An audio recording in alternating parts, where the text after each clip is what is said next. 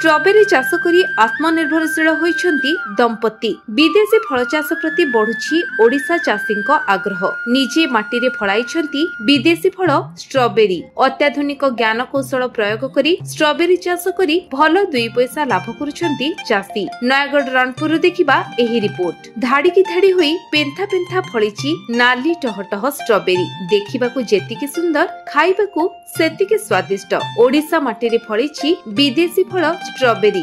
जहा दिने ओडिशा पई स्वप्न थिला ताहा आजि सफल करी देखाइछंती चाषी। संबलपुर, कंधमाल, फुलबाणी परी एबे नयागढ़ जिल्ला रे परीक्षामूलक भाबे स्ट्रॉबेरी चाष करिसंती रणपुर ब्लॉक सामंत सिंहारपुरर चाषी रमेश चंद्र प्रधान। पूर्वरु स्ट्रॉबेरी चाष करिबा पई मनरे थिला आग्रह। स्थानीय उद्यान विभागर परामर्श क्रमे प्रथम करी 1 कोटी एकर जमी रे स्ट्रॉबेरी चाष करी सफल होइछंती चाषी रमेश प्रधान। एही चाषरे तांको पत्नी विष्णुप्रिया प्रधान सहयोग करुथबा जणा पड़िछि। स्थानीय उद्यान विभाग तरफरु चाषी रमेश चंद्र प्रधान को आवश्यक ज्ञान कौशल संगको संपूर्ण सहयोग करा जायतिबा बेले 4 रु 5 हजार स्ट्रॉबेरी चारा जोगाई दिया जायछि। जहा फलरे स्ट्रॉबेरी चाष करी आत्मनिर्भरशील होई पारिछंती दंपति। प्रत्येक दिन 15 रु 20 केजी फल उत्पादन करी स्थानीय बाजार रे 250 रु 260 टंका रे बिक्री करुछंती। पाखापाखि स्ट्रॉबेरी चारा लगाइबार